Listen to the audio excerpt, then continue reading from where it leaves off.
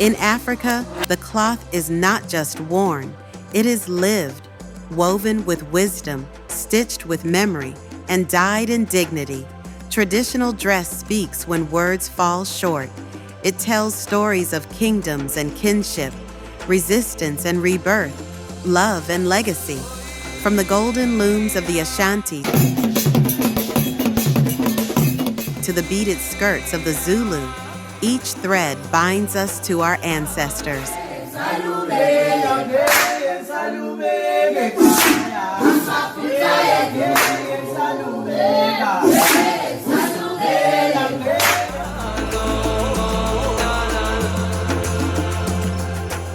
This is not just fashion. This is culture, wrapped in rhythm, color, and pride. I believe that fashion is who we are. Fashion is our identity and our culture. Fashion is very important because I feel like it's second to nature for me. Oh, African wear. This one Wearing African attire is more than fashion. It's a statement of identity. It reflects our heritage and proudly tells the story of where we come from.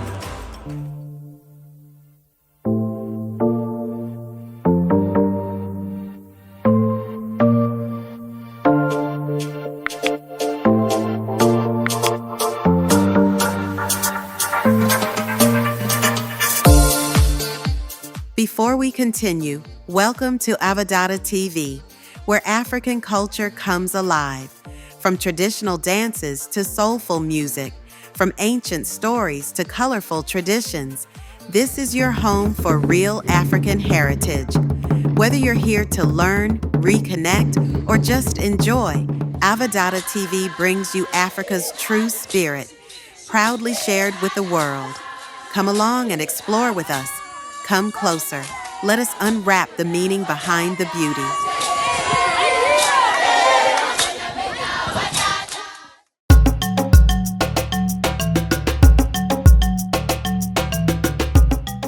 Chapter 1. From Nature to Thread. Before the cities, before the traders, before the borders, there was the land. The earth gave bark for cloth, leaves for dye, fingers for weaving. The Yu of Ghana crafted their iconic kente on narrow looms, each strip a word, each motif a proverb. In northern Ghana, the Dagomba wove cloth from cotton they spun by hand, warm, earthy garments worn with purpose. Across the continent, knowledge passed from grandmother to granddaughter, father to son, not in books, but in thread. Each community, a keeper of textures, each weaver, a storyteller. I learned the kente weave in 1962, but that was 12 years.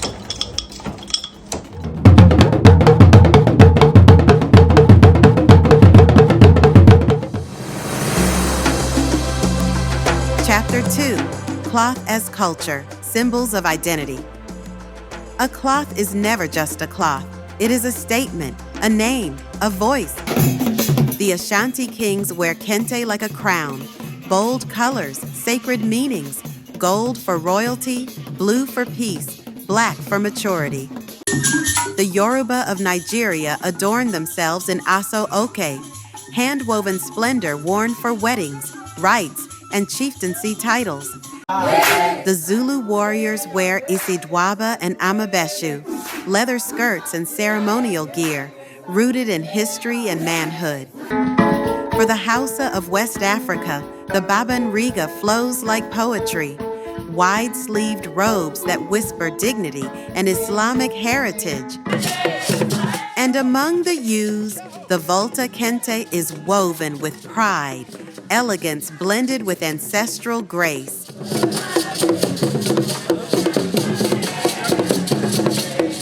You see, dress is more than adornment. It's heritage. It's who we are and who we honor.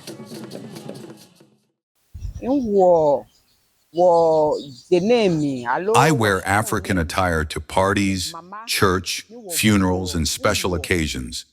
Any event that calls for a display of culture and pride. I wear it because it identifies me as African and reflects where I come from within the continent. We have rich fabrics like GTP, kente, and other traditional brands that hold deep cultural significance. On special occasions, or when our children have programs at school, we dress them in their traditional wear so people can recognize their heritage. Whether they are Ga, Twi, Ashanti, Iwe, or Dangme. This is why we wear African attire, to celebrate who we are and where we come from. Chapter 3, Festivals, Rites, and Dance, Dress in Motion.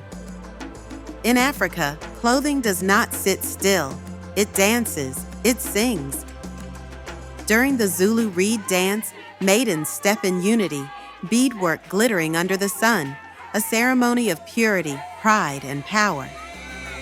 The Yu of Ghana celebrate Hogbetsotso, the Exodus Festival, with regal kente, staff-bearing chiefs, and songs of migration and memory.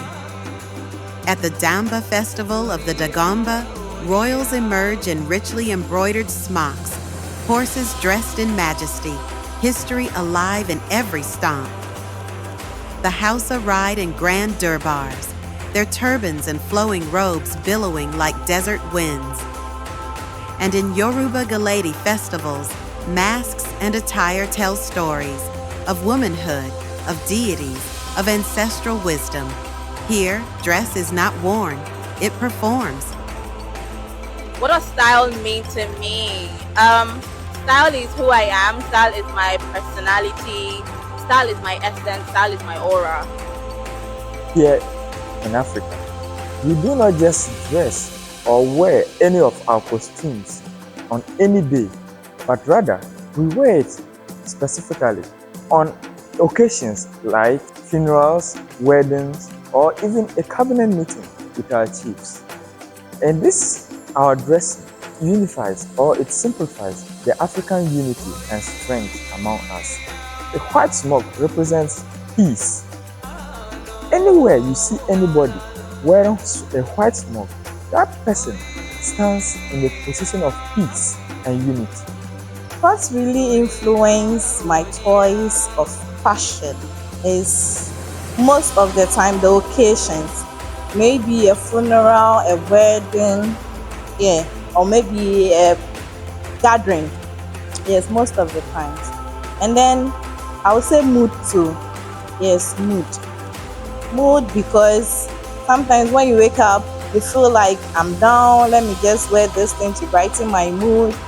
Or maybe I feel like wearing this particular clothing today. Chapter 4, Stitching the Future, Tradition Meets Modernity. Africa's cloth is eternal, but its form is ever evolving. Today, young designers dip into the past to reshape the future. In Lagos, Accra, Johannesburg, runways light up with modern kente jackets, aso-oke jumpsuits, beaded sneakers. Traditions once whispered in villages are now shouted on TikTok, strutted on global stages, reclaimed in diaspora cities. The intricate designs, the handcrafted way that they are made makes it so different from all other designers in different parts of the world. Lagos is full of so much diversity, so many talents of different ranges, different cultures. We're just so rich in everything that it just makes sense that we're the capital of fashion. Lagos is fashion. I mean, all of the fashion looks, all of the fashion ideas, the creativity, the badass designers and stylists, you find them in Lagos, Nigeria.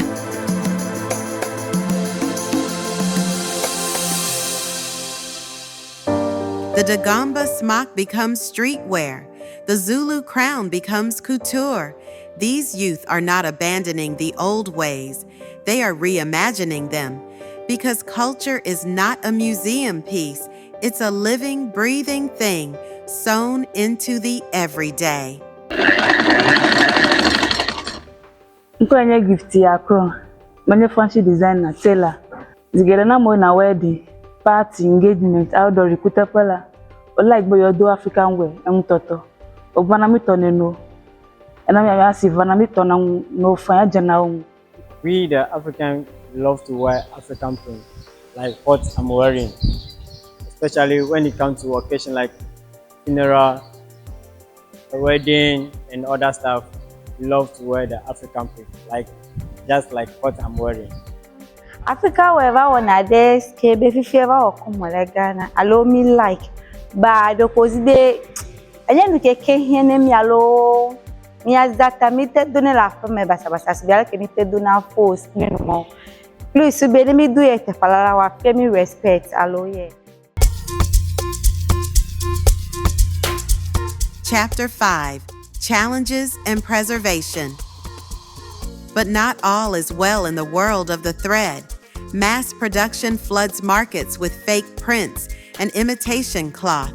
Elders pass on, and with them, the skills once passed down in silence and patience. Sacred patterns copied, worn without knowing, stripped of meaning. But the revival has begun. In classrooms, in fashion schools, in homes and villages, young hands are learning to weave again. Museums are opening doors. Chiefs are restoring pride. Communities are teaching once more, because to lose the thread is to lose the story. Final chapter: Our heritage, our thread. From the Ashanti gold to the Zulu bead, from the Dagomba smock to the Hausa robe, from ewe looms to Yoruba threads, we are wrapped in legacy, every stitch a memory, every fold a map. And as long as we wear the cloth with pride, as long as we know its name, we will never forget who we are. We are Africa, woven, rooted, glorious. The fabric of a people is not only what they wear, but what they remember.